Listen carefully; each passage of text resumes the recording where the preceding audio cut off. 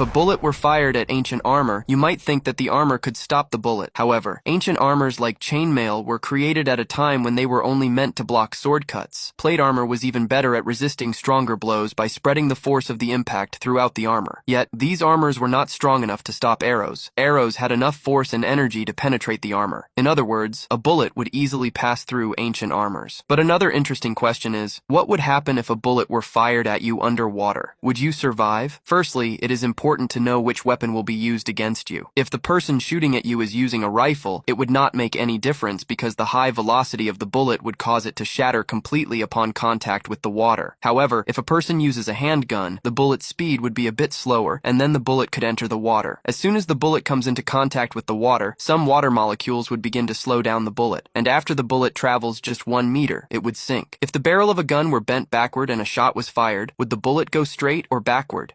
The barrel of a rifle could be easily bent because it is long. However, you wouldn't be able to bend the barrel of a revolver because it is too short. So, to bend the barrel of a rifle, you would need to heat the barrel to a high temperature and then bend it with a weld. If you tried to bend it normally, it would break. After the shot is fired, initially, the bullet would come out perfectly straight, but after the curve, the bullet would split into 2 parts because of the force and material of the rifle barrel. Then, the pressure in the barrel would make the bullet follow the curve completely and exit.